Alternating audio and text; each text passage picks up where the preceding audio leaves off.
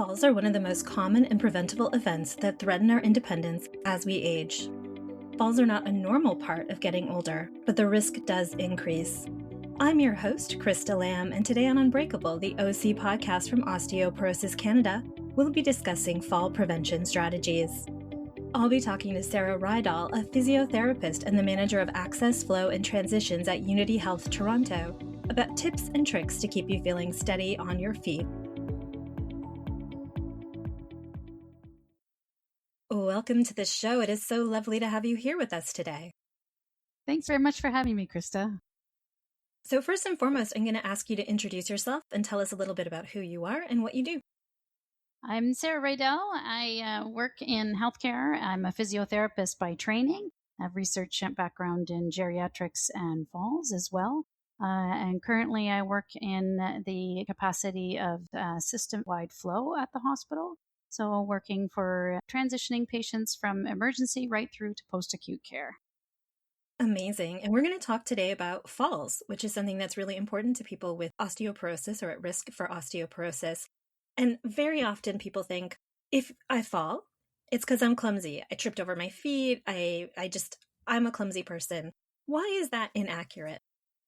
So falling itself is something that people do and babies do as well as older adults, but it's not a normal part of aging. It's not something that's just inevitable as your grandparent ages. It's usually a common indicator of something that's age-related in terms of physical changes, some sort of underlying health condition that most likely needs to be looked at and understood why you're falling. So it can be something as addressing a person's balance, strength, or their coordination. And sometimes it's a warning sign that something needs to be investigated. And it's just not something that we should accept as a person getting old. And I really like that because there are obviously some things that are causes of falls that we're going to have to keep in mind. So what are some of the reasons that people might fall? Yeah, so there's a couple different reasons that people may fall and several factors that can contribute to your loss of balance and vulnerability as you age or as people age. Some of them can be as simple as reduction of muscle mass, hearing or vision-related changes that can occur, some slower reflexes as we age. Sometimes our reaction time slows down, which makes it harder to catch yourself when you have that stumble. Some people, as we get older, we take a few more medications, and some of those medications can have side effects. So in the blood pressure medications or sleep or mood medications often have side effects that can cause dizziness or sometimes confusion. The other piece we need to be mindful about too is our bone health with Osteoporosis Canada, as well as just looking at what our age-related changes are to bones that can make us more fragile and increase the likelihood of a fracture or real injury when we do fall. And let's say I'm nervous about falling. Are there things that I can keep in mind to avoid injuring myself if I do have a fall? Because is there an actual right way to fall? I've seen so many people, they put their hands down or they fall face first. Is there a way I should be thinking about if I'm going down? I'm glad you asked this question because believe it or not, there is a right way to fall. If you look at lots of high performance athletes actually who train and they trained and practice falling without injury, so they're able to get back up and quote unquote get in the game. If you think about the commonalities that you see, well, you watch your favorite Olympic sport or your favorite sport on TV, like we just finished watching skating or gymnastics, soccer players or skiers when they fall. And you don't have to actually be an older adult to fall. Children fall as well. As they're learning, they fall quite often without injury, and they learn to fall safely while they're experimenting with how their body is in space and test out their ability to move. But there are a few key points that I think we need to keep in mind when we fall and what we need to do to help avoid injury. So the first is protect the head. Second, don't fight the fall, but rather relax. And thirdly, go for the cushion areas. So protect the head sounds kind of intuitive. It makes sense that you don't want to injure your head. So you can bring your arms up to protect your face. The second point of relax is another one that refers to the tendency to tighten up when we fall, which makes us stiff like a porcelain plate, which makes us more prone to crack, as it were, when we fall. And then the third piece is go for the cushion areas. Make sure to slightly bend your knees and your elbows and see if you can get the fleshier parts of your body to absorb that fall. Yeah, that's always nice if you can fall on a fleshy part. if you have time. It's not always possible, but I definitely understand that it would be way better if we could always do that. But I love that, just some ideas about thinking about how we can minimize the impact of that fall. And so let's say I've had a fall, because I mean, realistically, even for some of us in middle age, this is something that may happen. What should I do immediately afterwards? Is there something that I can do right away to minimize the effects? Yeah, so there are a few things that you can do to minimize the effects. Obviously, you want to look around to see if you're hurt and double check to make sure that you're not hurt. If you are hurt and do require, you need to seek medical attention right away, obviously. And then some other things that if you can, make your way over to a chair or something sturdy that can help to bring yourself up from the fall, and you can use as something to bring yourself up from the fall. Excellent. And then are there things that I should be doing after that? Should I be phoning my doctor and asking for an appointment? Even if I don't think I've hurt myself, what are the next steps? Yeah, great question. So I think some of the next steps would be exactly what, as you point out, calling a healthcare professional or potentially, or a healthcare professional like your primary care provider or physician, if you have one, just to make sure, as I mentioned before in the beginning of our conversation, that there's nothing underlying that's the reason for the fall. And a follow-up question to that, is it different if you're at a different age group?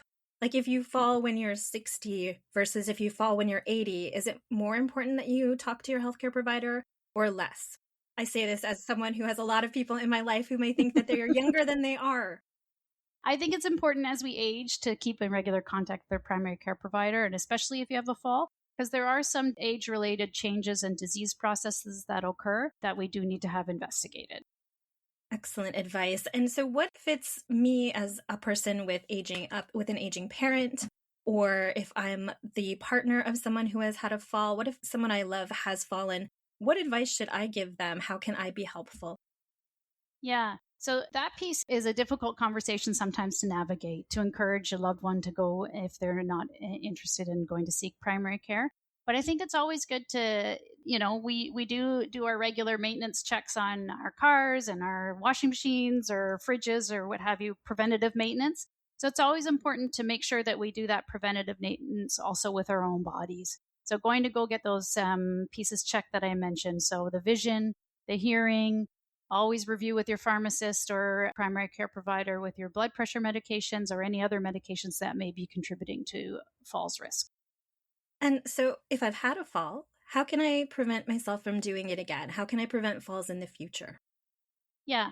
So there are a couple things that you can do to prevent falls in the future. And a lot of people look at exercises and balance training and making sure that you target those key areas. Again, addressing each one of those causes of falls. As I mentioned before, there's hearing, there's vision, there is strength, and then there is balance and even bladder control as well. So looking at that core exercise training too, to make sure that you maintain good strength and everything is in good working order. Always comes back to strength Mm-hmm. training every time. So I think it's so important that we remember that that is something that is going to be critical as we start to age. And there are exercises that you mentioned, but are there things that you can be doing at home to make your home safer to avoid falls? Yeah, absolutely. There are some great things that you can do in your home. They're home safety adjustments. So there are some that you can do immediately for yourself, as well as consulting with an occupational therapist who can do a home safety assessment if it's not something that you feel comfortable doing yourself. So you can make sure that you clear the walkways, remove any clutter, any tripping hazards, books or newspapers, electrical cords, especially in high traffic areas, and removing tripping hazards such as throw rugs or anything that may be slippery underfoot, or looking a way you can secure them to the ground as well.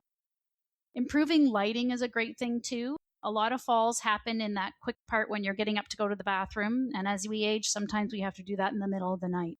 So making sure that we have hallways and staircases that are clear and free and well lit. So using night lights, especially for when we have to get up for that quick trip to the bathroom in the middle of the night. Again, bathrooms are one of those big key safety areas that are there are a lot of hard surfaces in there. So making sure that you have safety grab bars installed or near the toilet and using those non-slip mats on the ground too, to make sure that we don't fall as well.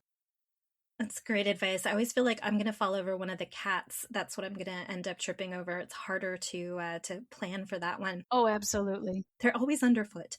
But what about when I go out into the world? So these are things you can do inside, but like outside, there's ice, there are like little parts of the sidewalk that are maybe uneven. What are some of the things we can be thinking about when we're out in the world? Yeah, absolutely. Another great question.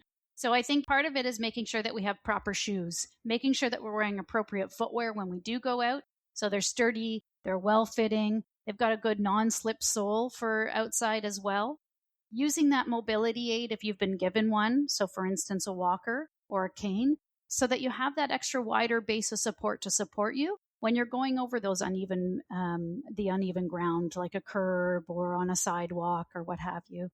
Being mindful too, it's hard, and especially during the winter, to be mindful of the environment and the ice and all and the subtleties of ice. So making sure that walkways and sidewalks are well salted as well, and going out for an environment that's appropriate that you can handle as well. I think that's always a tough decision to make because you feel like you can handle anything, but it is really important, especially when it's super icy in Canadian winters and such. Now, one of the things that surprised me was that a lot of people worry that when they have a fall, they'll end up going into long-term care. And especially older people, they're very worried that they're going to have to leave their homes. Why would that be something that happened and how can we avoid it? Great question. So, oftentimes when older adults fall, there's an injury such as a hip fracture, and this can lead to a loss of independence and a fear of falling. This can often mean less mobilization throughout the day. For instance, we get up from our chair many times in the day without a second thought. Each one of those is a sit to stand and a balance exercise as we shift our weight and begin to walk. The point that I'm trying to make is that individuals who have lost this independence may rely heavily on others for mobility and not get those frequent micro or macro movements we do throughout the day to maintain our mobility and strength. Without this and the regular exercises that we talked about, this can lead to loss of muscle mass and function. And that's why it's important to have early mobility to ensure reduced loss of function. I think the other piece that's keen to keep in mind too is that what we discussed at the beginning of the call are the underlying reasons for falls. And a lot of older adults who have that hip fracture may have other important comorbidities that are important to seek attention that may be a reason for contributing to that loss of function and independence. Yeah, definitely. Again, going back to those strength exercises and mobility, if that's something that people are interested in, that's a really good point, as well as those medications. I have a question, and again, this might be outside your scope, so please feel free to say it if it is. But what about if someone's taking supplements? Is that something that they should worry about? Because I know often we're taking things and we're not talking to our physicians about it, especially supplements. Do they have any impact on falls? Because I know blood pressure medicine, but are there supplements that might? I think that's a great point that you raise. Whenever we're taking a supplement, we have to make sure that we consult our healthcare provider to make sure it doesn't have any interactions with any of the other medications that we're taking. Yeah, no, that's a really good point. I was just curious. So, what can my healthcare provider do to help me with fall prevention? We were speaking about how we need to talk to them about our medications. Are there other things we can be asking them about? Yeah, I think again, when we speak to our primary care provider, we want to keep in mind what we talked about was just those regular maintenance checks as well. So there are some other things that you can bring up when you're speaking, making sure that you get your eyes checked, your hearing checked as well, looking at those other comorbidities, making sure that our medications are up to date and we're not having any of those untoward side effects as well. And is there a way to test like your balance? Can you do tests to check that? And what would those be? Yeah. So balance is a little tricky for testing. Medically, as we talked about, there's a lot of different factors and inputs. And we spoke about the vision and hearing, strength, and reflexes. So it's hard to get a really good picture, and you need to evaluate each one of those, as well as like a fear of falling scale as well. So there's no real magic bullet to address all of those in one test. But so you need to get an MRI or a CT to rule out the causes of the structural causes, or a bone density test for your bone health, and vision and hearing tests as well. But at home, there are actually some tests that we can do to check our balance.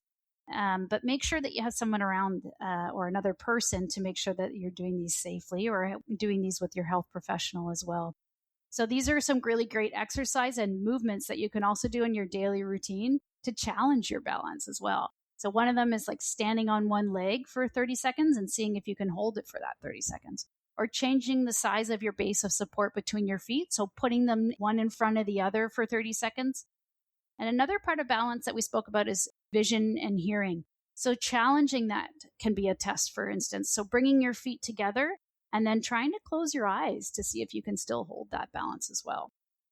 Super interesting. It's sort of like tree pose and yoga. Then when we do that, it really tests them. I know it tests the balance very well.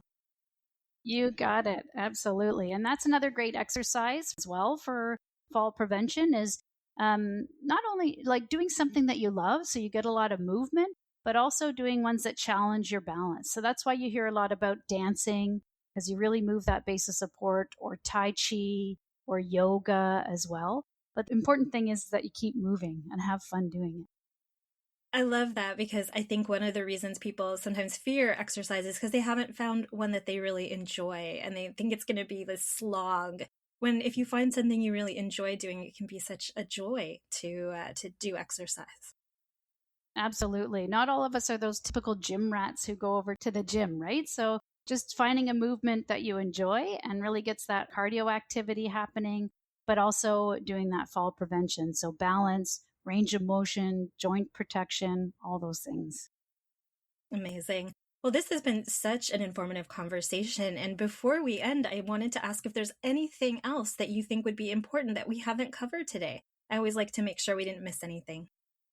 No, I think the important thing is just the balance and falls prevention. Really does make a difference to go a long way in terms of fall prevention. So making sure that you talk to your healthcare providers, your family MD, the pharmacist for the medication review, an eye doctor or an optometrist for having those regular eye exams, a nutritionist and a dietitian to make sure you're getting that healthy diet for vitamin D and calcium so you have strong bones. And then talking to an OT for a home safety assessment if you want some help with the cleaning and removing some of those hazards. And then obviously your physiotherapist or kinesiologist for that exercise plan. So awesome. And it is really so important that you have an amazing healthcare team and wonderful that there are so many options for people.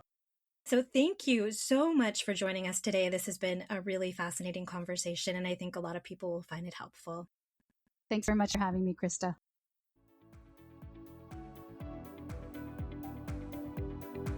I'm Krista Lamb, and you've been listening to Unbreakable, the OC podcast from Osteoporosis Canada. Today, I've been speaking with Sarah Rydahl about fall prevention strategies. If you'd like more information on bone and muscle health and osteoporosis, visit our website at osteoporosis.ca.